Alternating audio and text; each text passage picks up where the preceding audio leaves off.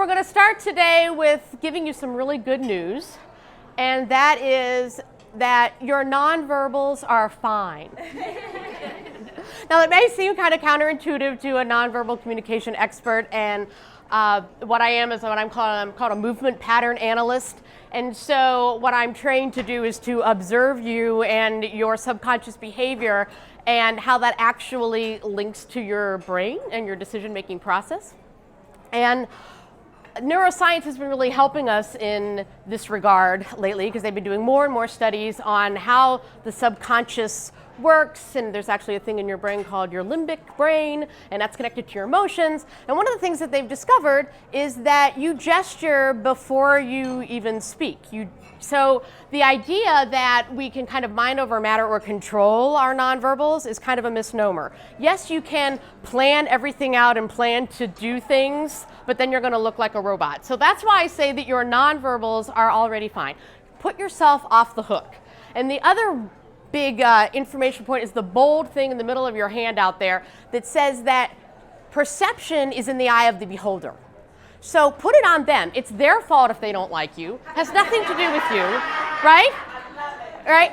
If somebody says, "Oh, she's so stubborn," well, you don't think you're stubborn, right? You're just persistent. If somebody says, "Oh, well, she's really bubbly, just beware," or whatever kind of perception they have of you, it's not a reflection of your true self. So your nonverbals, there are some tips that I'm going to give you. When you're stuck in a situation, you're feeling like it's going downhill. But again, it's subconscious. You don't know what you're doing. You really can't control it. It's very difficult to what we call repattern your body. And let's face it, you watched all the women come up here. There's really nobody with some weird tic, nobody's doing this to their hair, that you need to say, there's this thing you do, you really gotta fix that, right? None of us have that. So what we're gonna talk about today is really owning your nonverbals and how to use that in your communication. So let yourself off the hook. What I will share with you is this power of opposites. And how did I come up with that today? I was trying to think of, 20 minutes, this is a room of really great women. What tip can I give them that you can use if you don't have any of the nonverbal training that I've had, or if you haven't heard my nonverbal, secrets decision-making process, which you can take, it's on the bottom of the handout. You can just sign up, right? And you can learn all that stuff. But if you haven't done that, what can I tell you? And that's where the power of the opposites comes in. Because we take in 10 million visual bits of information every second. I read that somewhere, right? I was like, wow, that's a lot of information. And so, we can be easily distracted because we're taking in so much information and we see something, and that's why you can't help but look at somebody who walks in. Or if somebody in another part of a restaurant suddenly does a large movement or, laughs really loud and throws their arms up in the air, you're going to look at them because you're taking that in visually, and so you get distracted. And that's going to happen in your conversations too. People are going to get distracted. And the other thing that happens, and what you will read in the body language books, is to take everybody's nonverbals in context. You're supposed to come up with a baseline when you meet somebody so that you don't immediately think, "Oh no, they crossed their arms, they've closed off to me." So those flags don't go up so readily for you because you've kind of taken a baseline. Oh, they tend to sit with their arms crossed. Okay, so if they're sitting with their arms crossed, it's not my fault that something went wrong. So what I encourage you to do is when you feel like something is tanking in the middle of your conversation, or you've lost them, or they've glazed over, and you feel like it's not going so well, and that's that gut feeling. Your nonverbals brain is taking all this information in and is starting to give you these fight or flight signals or something. It's going badly, oh no, mayday, mayday. And when you start feeling that, do an opposite. So if you've been leaning in and you're so interested in what the other person is telling you, or you're so excited about your program that you have to share, we tend to lean in and get really excited, or we're pointing to our brochures. In that moment, think, wow, I'm really leaning in. What if I just lean back? So you're changing your nonverbals, and that's going to perk up the person that's on the other side of the table because they're going to notice the change. Non-verbally, they're going to be taking in something new has happened. If you don't know, I also direct theater and coach actors. And one of the things that I make sure to tell them is sort of the same thing. If you're hitting a climactic moment for your character, something in their character arc, make sure that there's something different going on subconsciously, non-verbally that you're doing so that the audience picks up on that. Oh, must be an important moment. Or subconsciously they're going to be picking up that was an important moment in the play. Every movie that you see, the climactic moment, usually something happens, right? It's something different that is either going on, or there's a new music that comes in, or the character's behaving differently. It's because that's what we're going to kind of wake up to and know that that's important because there's been a change. So you can do that in your conversation, or when it's the most important moment, even, this is what you think the real hook is, do an opposite non-verbally. If you've been closed off for a long time, just open up. And the other thing that's going to change is your collaborative signal. One of the things that I train in as a movement pattern analyst is what body language qualities merge together to increase collaborative signals, or to actually give kind of like privacy signals, like keep out signals. I need to process individually right now, so I need to go away, even if it's in my brain. And so what you may actually be doing with whatever your nonverbal habit is, you may actually be giving off closed off signals to them, and you don't even know it. And so maybe that's part of the reason why they've kind of closed off, because they get, she needs to process privately right now. And so if you just do an opposite, change something, slow down, or heaven forbid, stop talking. Pause, breathe, right?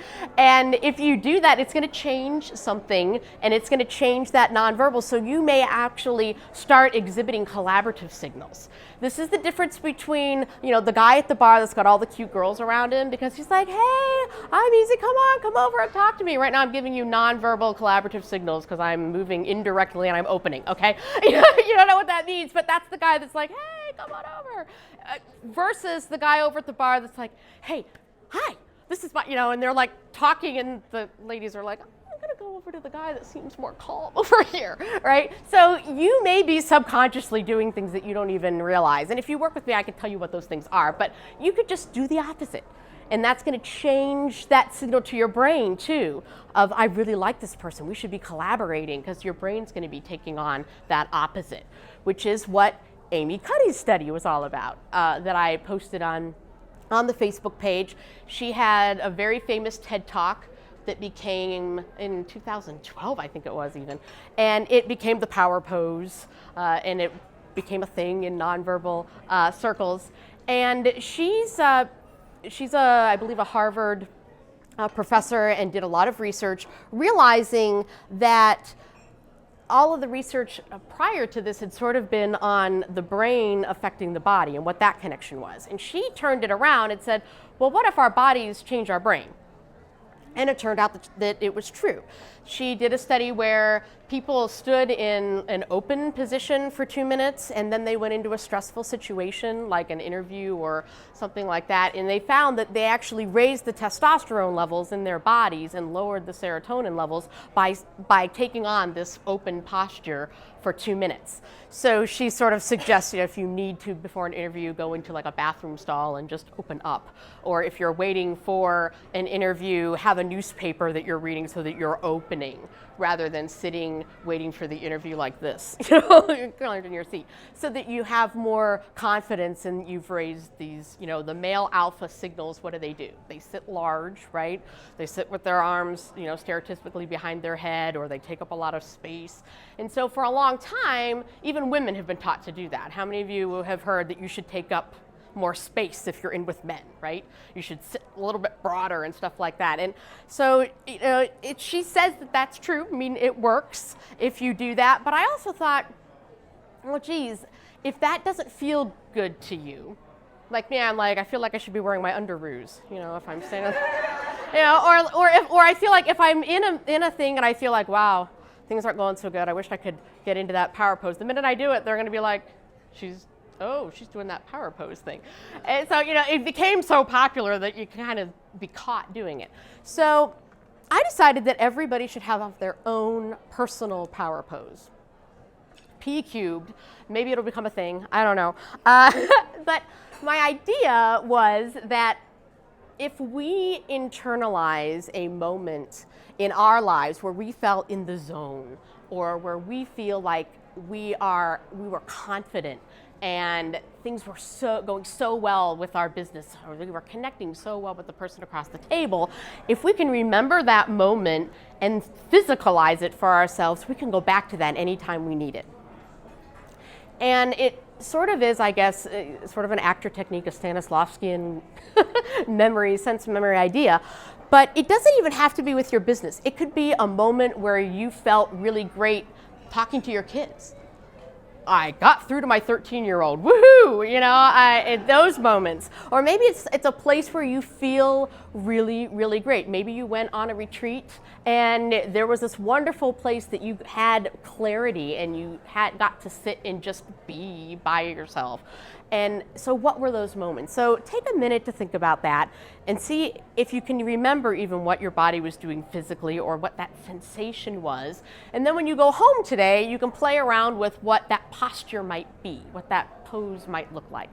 And that way you can rely on that before you go into these stressful situations. Instead of putting on Amy's pose, you're using your own organic, what means something to you. And it doesn't have to be that you do it very large. If your pose ends up being, if you're really into yoga and in the sun salutation, you just feel so open and that's so wonderful and that's your pose, you don't have to go into the meeting starting like this necessarily, right? But you can remember that. You can take that deep breath and you can just feel your chest expand and you can take on that posture and still have the resonance of that feeling and anytime you need it. So if you don't want to do the opposite when you're in the moment and you feel like something's tanking, or you're in this heated discussion with your kids and you need to take a second back to step back and not engage. This is where I use mine a lot. It's not engaging, I'm not going to engage. And so you can rely on that. So I'll share with you mine. And I did plant some folks in the audience that we talked ahead of time and asked them to start thinking about it, so maybe they would share a power pose that they've come up with. And so my power pose has to do with the spiral. It's part of my logo. The O in moving image is a little spiral. And the program that I'm developing that I'm really excited about is the idea that you can look at your business, every spiral you can look at both ways. You can either look at it as spiraling down or you can look at it spiraling up. So the idea is that you, with all the information, everything that we would work on, that you're actually going to take your business and you're going to spiral up. So even when I do it, I can't help but spiral with my gesture. So that turned out to be it when I started thinking about it. And so this kind of feeling of, aha, I am powerful, hear me roar, whatever that, is. And it is a crossed gesture, which made me go, is that really the best thing? But it's that surge of energy. And so I don't have to go Olay or whatever. I feel like I should have a rose in my teeth and I should start the tango or something, It has that feel to it, but it's very energizing for me. So even if I'm just in the moment and I just kind of, do a little twist and I can get that surge of energy flowing, and we know all about energy, right? Going up the spine and down the spine, and it really connects me, grounds me to the earth. So that's my power pose. And I invite anybody that had their power pose, if they don't mind sharing. Mary, come on up. Okay, I can do this. Yeah, so, and why or how you came up with it, if you please. Okay, I find that I am happiest when I'm helping people with social media, and my genius zone is not writing things, but finding things that communicate to other people. I'm going to be So I will often do this, I'll pull it from this screen onto this screen, or from this place in the cloud onto here. I can't do a power pose, which is like, do. But what I can do is, as I'm walking forward, just kind of go, and that's it. I just grab. I am so awesome, and I can make you look awesome. Thank you so much. So I even encourage you, next time when we all meet, because this is such a wonderful sharing community, if you want to strike your power pose before you give your introduction and just see what that does to you, right? See if it makes the introduction feel more powerful, or if it seems that the words flow out of your mouth better or easier because you had that little moment of empowerment. Anybody else have an idea? Come on up, Deb, thank you. So Alison really gave me the understanding that that moment when you know you've lost your audience or you're losing your client that you're talking to, and for me, it's when I haven't been connecting heart to heart. So that would be my gesture that I'm going to remember, is that when I connect heart to heart, that's when I connect with my audience, and that's when I connect with the person I'm talking to. Great. And that would look normal too, right? Like she could, in the moment, she could just do that and nobody's going to think she's doing something, but it's going to be that little reminder for her. So anybody else? We have like 2 minutes left. Come on up, come on up. And thank them so much for illustrating for me. My plants. This came every time I teach my class. Before I start a class, I'm pretty much all over the place. So you notice the way I talk to you. Can't talk without my hands, and I am open. So to pull myself together and to bring myself back to what I'm going to do and why I'm here, it's close. And if I were to do the huge thing, it's this, which I'm not going to do before I go into anything more. But just knowing that that's why I'm here and thinking about where my feet are and what I'm doing is enough to ground me. Great. So I almost forgot, I am going to do a drawing after today, and I'll make sure that I get business cards from the outside room too as well, for a free class. So that if you've taken my intro class before, you'd have a choice to take one of the other classes that are coming up, but so that I can share with you the decision-making process. So thank you so much. Use your power pose.